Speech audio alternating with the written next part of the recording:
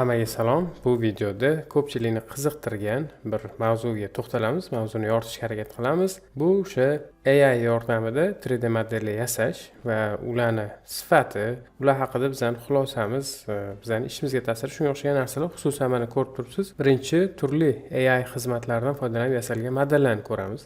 Keyin tekin modellar, boshqa tekin model variantlarini ko'ramiz, ya'ni qayerdan olsak bo'ladi va shu muhitda AI ni ustunligi nima, kamchiligi nima, shu narsalarni ko'ramiz va oxirida eng og'riqli mavzu bizning ishimizga ta'sir qiladimi, bizning ishimizni olib qo'yadimi, misol uchun 3D dizaynerlar, dasturchilar.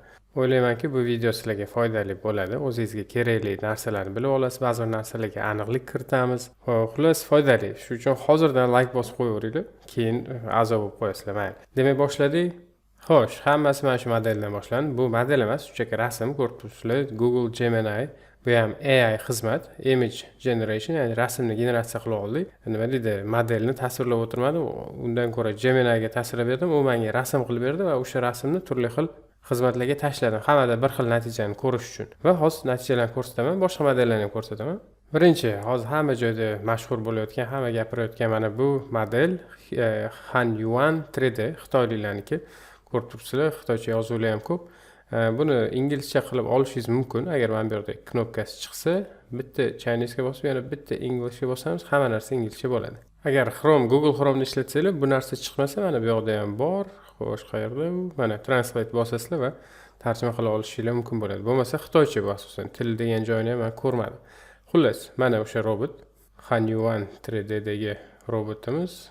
Tashlangan robot. O'zingizlar bir ko'rib baho berishingiz mumkin. Xulosani keyinroq aytaman. Qanaqa, nima qilish mumkin buni, qo'rqish kerakmi, qo'rqmaslik kerakmi, bularni hali gaplashamiz. Natijani ko'rib turibsizlar o'zingizlar. Bunga qanaqadir ko'proq vaqt ketdi. Oldin ishlatganimda tezroq 5 minut, 10 minutda qilardim. Buni taxminan 20 minutda generatsiya qildim mana shu modelni. Xo'sh, topologiyasini ko'rishingiz mumkin. Nimasini? Wireframe, to'rtburchak va uchburchaklardan iborat. Poligonlar 13 mingta. Uchburchaklar taxminan 15 mingta deylik. Yomon emas. Qanaqa qilib buni generatsiya qilish jarayonini ko'rsatib o'tirmayman. U narsa ko'p o'zgarib turadi. Xullas, kirasizlar, rasm upload qilasizlar, generatsiyani bosasizlar. Ba'zi bir joylarni topib, o'zgartirib nimalardir qilish mumkin. Eng yaxshi men olgan natijani ko'rsatyapman sizlarga. Turli xil nastroykalari va yo'qlarni kavlashtirib, eng yaxshi olgan natijam. Ham poligoni kam, ham to'rtburchaklardan iborat, ham shu yaxshiroq. To'g'ri, misol uchun millionta poligon qilib bundan tiniqroq qilishimiz mumkin, lekin u qanaqadir hech qanaqa ishlatib bo'lmaydi u narsani. Sculptdan ham battar bo'ladi. Xo'sh, men keyingi ishlatgan xizmat 3D va generatsiya xizmati bu Tripo 3D. Tripo AI. Hammasi tushuningizlar, xullas. Mana bunga ham o'sha rasm tashladim va mana bunaqa natija. Buni ham bitta menga yoqqan tomoni topologiyani to'rtburchak qilib berdi-yu, lekin bu ham sculptga o'xshaydi. Hozir men ko'rsataman. Bu yerdami? Shu mana topologiyasi mana to'rtburchaklar, iloji boricha bitta uchburchak ham ko'rdim. Xo'p, lekin bu hard surface model emas o'zi, xuddi daraxtga o'xshaydi, bir-biriga ulanib ketgan. Bu narsani animatsiya qilib bo'lmaydi, lekin ko'rinishi yomon emas, ish qilib. Yaxshi. Xo'sh, ko'rinishi jihatdan menga eng yoqqani mana bu bo'ldi. Hyper 3D, lekin buni men topologiyasini ko'ra olmadim, balki topolmagandirman, qayerdan ko'rish bilmadim. Men bu yerda ham xullas topologiya yo'q, ya'ni wireframe ko'rinishi yo'q. Keyin bu nima uchun zo'r bo'lgan ekan deb sketchat qilib oldim va Blenderda ochib ko'rdim. Xo'sh, Blenderda ochish qiyin emas, u OBJ bo'lib sketchat bo'ladi. Men bu yerda fayl qilasizlar, import va xo'sh, OBJ qilib o'sha topgan fayllarni sketchat qilasizlar. Keyin bilsam, bu juda ham poligoni ko'p ekan, mana 500 mingta poligon ekan. Edit modiga kirsanglar, mana sculptdan boshqa narsa emas. Birorta poligon, birorta vertexni belgilab L ni bossak, hamma narsani belgilaydi. Bu degani hamma joyi qo'shilgan bitta obyekt degan. Bu narsani ajratib olib bo'lmaydi. Xullas, topologiyasini pasaytirgan taqdirimizda ham bu narsa ham xuddi sculptdan boshqa narsa emas. Lekin ko'rinishi, ranglab berilishi eng yoqqani mana shu bo'ldi. Keyingisi Meshi AI, juda ham mashhur, ko'pchilik anchadan beri bor. Oldin ham ishlatib ko'rganman, ancha vaqtlar oldin, oylar oldin. Pashti shunaqa, unaqa zo'r emas, mana ko'rib turibsizlar. Faqat bunda bitta yoqqan tomoni remesh qilsa bo'lar ekan, retopology. Men bu Tripoda ham xuddi shunaqa narsa bor edi. Men Tripo AI da ham boya aytganimdek, retopology aytdim yo'qmi? Xullas retopology qilsa bo'lar ekan. Bunda ham shunaqa narsa bor ekan-u, lekin qani u sculpt qilib qo'yapti. Ya'ni buni ham sketchat qilib ko'rdim, bu ham sculptdan boshqa narsa emas.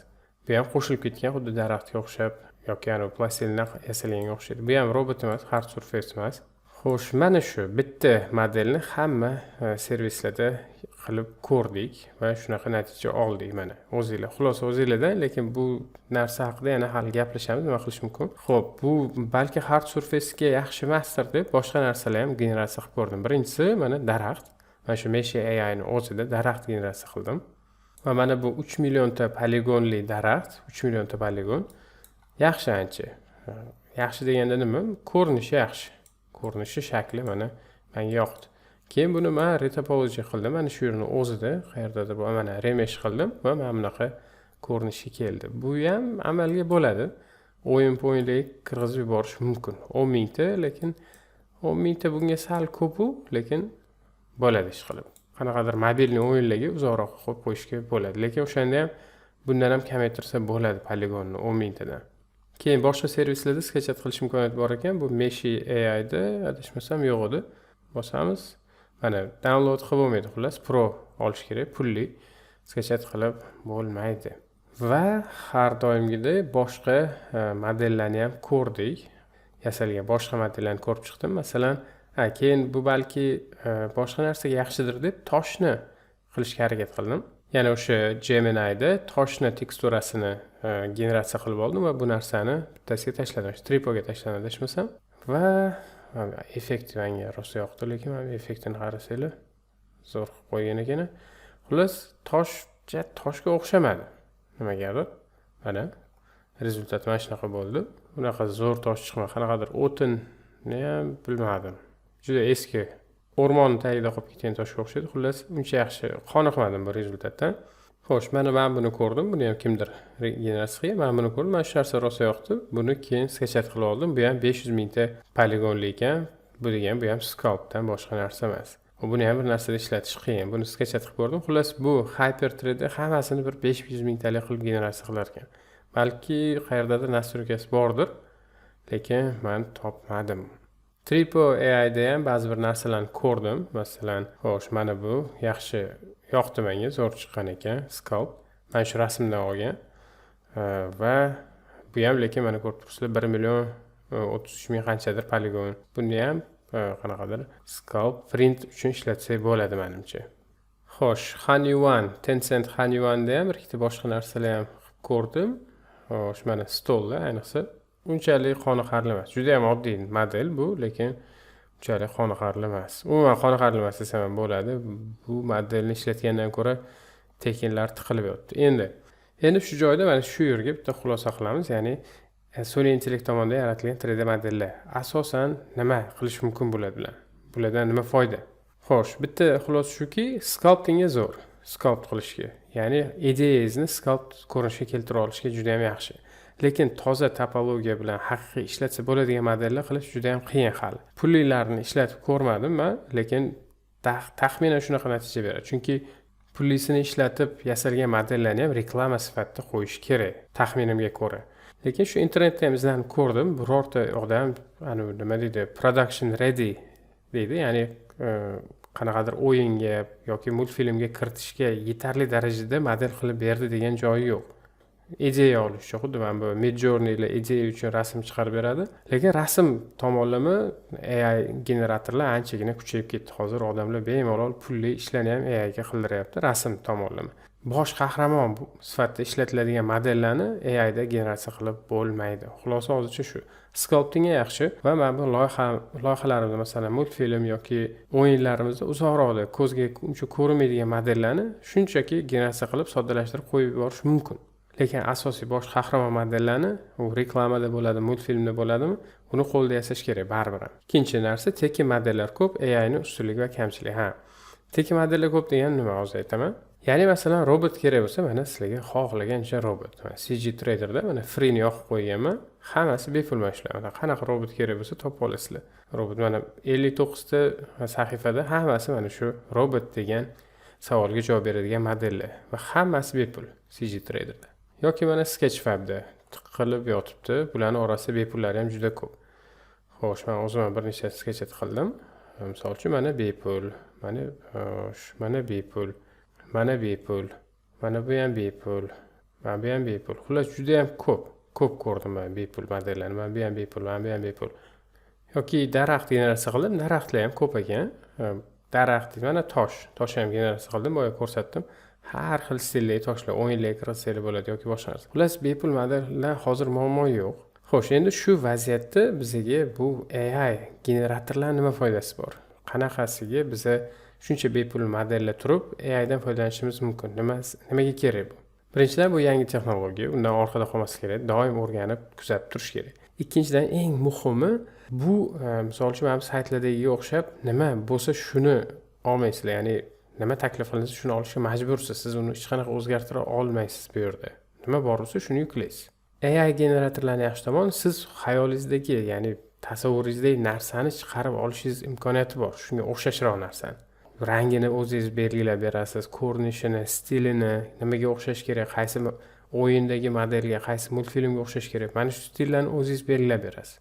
Yoki siz o'zingizni rasmga olib, shuni 3D qilib ber deyishingiz mumkin, yoki tanishingizni yoki qanaqadir boshqa narsani. Lekin kamchiliklar juda ko'p.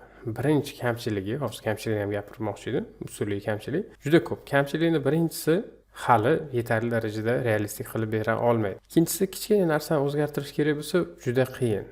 Aynan unga tushuntirish qiyin. Ya'ni masalan, yelkasi bir qanaqadir qora dog' bo'lib qolgan bo'lsa, o'sha narsani olib tashladi, o'shani oldirguncha uni boshqa modelga aylantirib yuborish mumkin yoki boshqa narsa. Yoki bitta barmog'ini sindirgan qilib ber desangiz, misol uchun ikkitani sindirib qo'yish mumkin yoki ko'p vaqt oladi bu narsa. Uni o'zingiz qo'lda qilmoqchi bo'lsangiz, uni oldindan siz o'zingiz to'g'rilab qilib chiqasiz. Xullas, mana shunaqa narsa. Ikkinchi yana bitta muammo, bu o'zi uchinchisi ekan. Uchinchi muammo shuki, nima deydi? Xo'sh, consistency inglizida, ya'ni bu bir xillik. Ya'ni bitta stilga moslashish. Siz masalan o'yin yoki multfilm yoki o'zingiz shaxsiy proyektingiz yoki YouTube ga video yoki bilmadim, reklama qilmoqchi bo'lsangiz, siz o'zingiz stilingiz, ranglaringiz bor. O'shanga hamma modellar mos kelishi kerak. Bu narsaga yetib borguncha hali ancha bor. Mana shunaqa kamchiliklar hali ko'p. Umuman kamchilik juda ham ko'p. Bo'lmasam allaqachon hamma tashlab ishlab ketgan bo'lardi. Mana shundan foydalanib, xullas bunaqa kamchiliklar hali ko'p. Yana bitta kamchilik, juda ko'pchilik pulli. Bepulga sizlarga hech kim zo'r narsa bermaydi. Bu aniq. Bu texnologiyalar kuchayib, yana ham yaxshi bo'lganiga albatta uni pullaydi. Hech kim tekinga bermaydi bu narsalarni. Bu tekinga bo'lganini qadr bo'lmaydi odatda. Agar 4-5 tasi juda ham zo'r bo'lib ketib, hamma tekinga xohlagan narsasini chiqarib tashlaydi, u chiqarilgan narsani qadri bo'lmaydi. Xuddi hozirgi imagelarga o'xshaydi. AI da generatsiya qilingan imajni xohlagan odam generatsiya qila oladi, uni qadri yo'q. Shunchaki buni qarab 2 sekund wow deyishga arziydigan narsa ko'pchiligi. Va endi oxirgi gaplashishimiz kerak bo'lgan narsa, juda ham muhim qismi, qiziqarli qismi, ishimizni olib qo'yadimi mana shu AI xizmatlar? Olib qo'yishi mumkin. Aniq emas, lekin olib qo'yishi mumkin. Nimaga? Chunki o'zi inson tomonidan yaratiladigan har qanday yangi ixtirolar, texnologiyalar bu insonni ishini kamaytirish uchun ishlar. O'zi maqsad shu. Ya'ni insonni mehnat qimmat turadi. O'sha narsani kompyuterga qildirish maqsad shu. Lekin bu degan bo'ldi, misol uchun millionta odam ishdan bo'shaydi, tamom emas, yangi ish o'rinlarini ham yaratadi. Har doim shunaqa bo'lgan. Misol uchun tarix oladigan bo'lsa, juda ko'p texnologiya. Umuman hamma texnologiya qaysidir sohadagi soha odamlarning ishini butunlay yo'qqa chiqargan. Misol uchun tikuv mashinasi qanchadan qancha ayollar ishsiz qoladi, yoki printer, yoki traktor, millionlab odam ishsiz qolgan traktorlar chiqqanda, yoki o'sha qishloq xo'jalik qurilmalari chiqqanda, chiqish boshlaganda odamlar ishsiz qolgan. Lekin bu butun iqtisodiyotni umuman olib qaraganda rivojlanishga hissa qo'shgan, odamlar boyroq yashagan, o'sha traktor oldin ishini qilganlar ham o'lib ketmagan, boshqa sohalarda ishlar paydo bo'lgan, ular boshqa ishlarni qilgan, yoki kimlardir o'sha traktorchi bo'lgan, kimdir uni traktorga yuk ortadigan bo'lgan, kimdir traktorni tozalaydigan bo'lgan, kimdir moy quyadigan, boshqa yangi ishlar baribir paydo bo'ladi. AI da ham xuddi shunaqa. AI da sal boshqacharoq. Sal nozik tomonlari bor, sal imkoniyatlar, yaxshi yomon tomonlari bor. Yaxshi tomoni hech qachon siz ishingizni bir kunda olib qo'ymaydi. Juda qiyin bu narsa. Ya'ni sizda doim vaqt bor. Vaqt nima uchun? O'sha AI qurollarni foydalanish, o'rganish vaqti bor sizda. Ya'ni o'sha AI dan foydalanishingiz mumkin. Mana shu qurollardan, so'nggilikdan foydalanish bu sizning qo'lingizda, ko'pchiligi tekin. Foydalaning, eng birinchi bo'ling, eng ko'proq foydalaning, ishingizni yana ham osonlashtiring. Va yana bitta tomoni, AI bu siz ishingizni birdaniga almashtirib tashlamaydi. Sizni ishingizga oldin yordam beradi. Agar siz o'sha AI dan foydalanib, uni qo'lingizda ushlab, undan siz foydalanmasangiz, sekin-sekin boshqalar o'sha AI dan foydalanadigan boshqa odamlar ishlari tezlashib ketadi va siz o'z-o'zidan orqada qolib ketasiz. O'shanda siz ishingizni yo'qotasiz. Mana shunaqa. Yana bitta tomoni, agar siz ma'lum bir sohani kuchli bilmasangiz, AI sizga hech qanaqa yordam bermaydi. Shu tomonni biling. Ya'ni bo'ldi, men ingliz tilini bilaman, AI dan foydalanish bilaman, men любой ishga kirib ketishim mumkin, chunki men AI ekspertman. Yo'q, foydasi yo'q. Faqatgina nimanidir o'zi bilsangizgina bu sizga yordam beradi. Demoqchimanki, masalan, siz programmist bo'lmoqchisiz. Buni kimdirdan eshitdingiz, AI hamma dasturlarni o'zi yozib tashlayotgan ekan, sun'iy intellekt bo'ldi. Men sun'iy intellektdan foydalanib programmist bo'lib ketaman. Juda qiyin bu narsa. Bu programmirovaniyani bilmasangiz, AI sizga hech qanaqa foyda bermaydi. To'g'ri, nimalardir qilib, qanaqadir odamlarning ko'ziga ko'rinadigan nimadir qilib qo'yishingiz mumkin-u, lekin uzoqqa borib bo'lmaydi bu narsa bilan. Bu aniq 200% kafolatlangan narsa. Endi nima demoqchiman? Talablar ham kuchayapti prosta. Ya'ni faqatgina sohani o'zini bilish yetarli bo'lmay qolyapti. Sohani bilish shart. Bu eng birinchi talab. Uni ustida yangi texnologiyani bilish kerak. Nimagaki yangi texnologiya, agar sohani ham bilsangiz va yangi texnologiyani ham bilsangiz, siz ko'proq ishlarni tezroq qila olasiz. Bu degani avtomatik tarzda siz oldin 3 kishi qilgan ishni bir o'zingiz qilishni boshlaysiz sun'iy intellekt bilan. Bu degani yoningizda 2 kishi ishini yo'qotadi degan.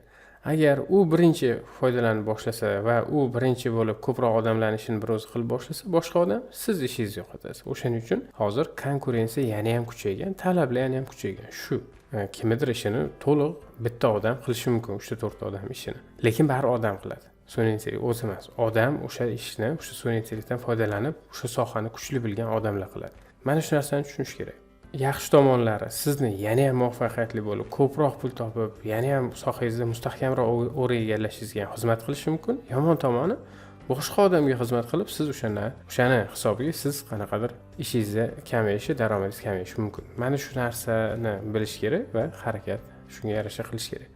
Videoga bitta like bosib qo'ysangiz, yana ham xursand bo'lardik. Salomat bo'ling.